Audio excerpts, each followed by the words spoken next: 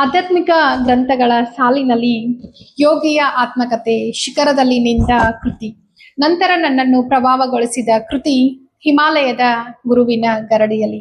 ಇದನ್ನು ನಾನು ಮೊದಲ ಬಾರಿ ಓದಿದ್ದು 2016ರಲ್ಲಿ. ಅದ್ಭುತ ಪುಸ್ತಕಗಳ ಸಾಲಿನಲ್ಲಿ ಕುಳಿತ ಕೃತಿ ಇದಾಗಿದೆ. ಪುಸ್ತಕ ಪರಿಚಯಕ್ಕೆಂದು ಮತ್ತೆ ಓದಲು ಹಿಡಿದಾಗ ಅರಿಯದೆ ತನ್ನೊಳಗೆ ಸೆಳೆದುಕೊಳ್ಳುವ ಆಕರ್ಷಣೆ ಈ ಪುಸ್ತಕಕ್ಕೆ ಇದೆ. ಇದು ಒಬ್ಬ ಯುವಕನ ಅದ್ಭುತ ಪಯಣ.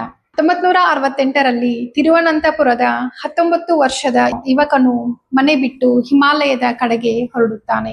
ಹರಿದ್ವಾರ, ಋಷಿಕೇಶ, ಬದ್ರಿನಾಥದ ಮೂಲಕ ಪ್ರಯಾಣಿಸಿ ಕೊನೆಗೆ ವ್ಯಾಸ ಗುಹೆಗೆ ತಲುಪುತ್ತಾನೆ. ಅಲ್ಲಿ ಅವನು ಮಹೇಶ್ವರನಾಥ ಬಾಬಾಜಿಯನ್ನು ಭೇಟಿ ಮಾಡುತ್ತಾನೆ. ಅವರು ಅವನನ್ನು ತನ್ನ ಶಿಷ್ಯನಾಗಿ ಸ್ವೀಕರಿಸುತ್ತಾರೆ. ಇದಾದ ಮೇಲೆ ಆರಂಭವಾಗುವುದು 3 ವರ್ಷಗಳ ಕಾಲ ನಡೆದ ಹಿಮಾಲಯದ ಮಹಾಯೋಗಿಯೊಂದಿಗೆ ಅವನ ಸಾಧನೆಯ ಪಯಣ.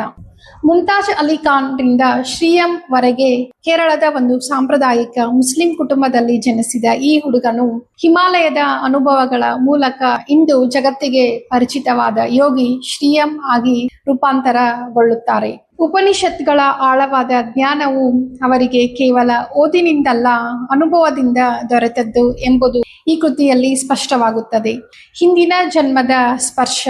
ಭಗೀರಥ ನದಿಯ ತೀರದಲ್ಲಿ ಗುರು ತಮ್ಮ ಹಿಂದಿನ ಜನ್ಮದ ಒಂದು ಕಹಿ ಕಥೆಯನ್ನು ಹೇಳುತ್ತಾರೆ. ಅಂದು ಅವರು ಮಧುಕರ್ನಾಥ್ ಎಂಬ ನಾಥ ಸಂಪ್ರದಾಯದ ಯೋಗಿಯಾಗಿದ್ದರು. ಒಮ್ಮೆ ಒಬ್ಬ ಮುಸ್ಲಿಂ ಫಕೀರ ಶರಣಾಗಲು ಬಂದಾಗ ಕ್ಷಣಿಕ ಅಹಂಕಾರದಿಂದ ಅವನನ್ನು ಶಿಷ್ಯನಾಗಿಸಿಕೊಳ್ಳಲು ತಿರಸ್ಕರಿಸುತ್ತಾರೆ. ಆ ಫಕೀರ ನೋವಿನಿಂದ ನದಿಗೆ ಹಾರಿ ಜೀವತ್ಯಾಗ ಮಾಡುತ್ತಾನೆ.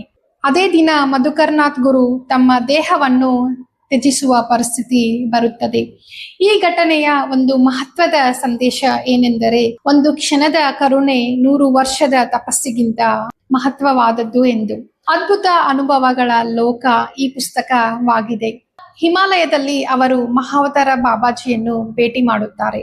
ನಾಗಲೋಕದ ಜೀವಿಗಳೊಂದಿಗೆ ನಡೆದ ಸಂಭಾಷಣೆ, ಅಪರೂಪದ ಆಧ್ಯಾತ್ಮಿಕ ಅನುಭವಗಳು ಇವೆಲ್ಲವೂ ಈ ಪುಸ್ತಕದಲ್ಲಿ ಜೀವಂತವಾಗಿ ಮೂಡಿಬರುತ್ತವೆ.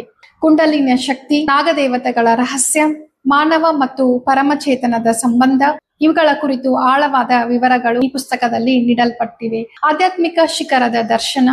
ಒಂದು ಅಪರೂಪದ ಅನುಭವದಲ್ಲಿ ಶ್ರೀಯಂ ಅವರ ಚೇತನವು ವಿವಿಧ ಲೋಕಗಳನ್ನು ದಾಟಿ ಒಂದು ದಿವ್ಯ ಲೋಕದಲ್ಲಿ ಶಿವನ ದರ್ಶನ ಪಡೆಯುತ್ತದೆ. ಇಲ್ಲಿ ಏಸು, ಗುರು ನಾನಕ್, ಗೋರಖ್ನಾಥ್, ಬಾಬಾಜಿ ಎಲ್ಲರೂ ಒಂದೇ ಪರಮಸತ್ಯದ ಶಿಷ್ಯರು ಎಂದು ತಿಳಿದು ಬರುತ್ತದೆ. ಈ ಪುಸ್ತಕದ ಆತ್ಮವೇನೆಂದರೆ, ಈ ಕೃತಿ ಕೇವಲ ಕಥೆಯಲ್ಲ, ಇದು ಒಂದು ಅನುಭವದ ಪಯಣ. ಕೆಲವು ಘಟನೆಗಳು ನಂಬಲು ಕಷ್ಟವಾಗಬಹುದು, ಆದರೆ ಲೇಖಕರು ಹೇಳುವಂತೆ ನಂಬಲಾಗದ ಭಾಗಗಳನ್ನು ಬಿಟ್ಟು ಅದರೊಳಗಿನ ಜ್ಞಾನವನ್ನು ಸ್ವೀಕರಿಸಬೇಕು. ಗುರು ಶಿಷ್ಯರ ಸಂಬಂಧ, ಹಿಮಾಲಯದ ಮೌನ, ಆಧ್ಯಾತ್ಮಿಕ ಅನುಭವಗಳ ಆಳ ಇವು ನನ್ನ ಹೃದಯವನ್ನು ಆಳವಾಗಿ ಸ್ಪರ್ಶಿಸಿದವು. ಈ ಪುಸ್ತಕವನ್ನು ಮನೆಯ ಲೈಬ್ರರಿಯಲ್ಲಿ ಇರಿಸಿಕೊಳ್ಳಬೇಕಾದ ಒಂದು ಕೃತಿ. ಹಿಮಾಲಯದ ಅನೇಕ ರಹಸ್ಯಗಳನ್ನು ತೆರೆದಿಡುವ ಅದ್ಭುತ ದ್ವಾರ ಈ ಕೃತಿ ಆಗಿದೆ.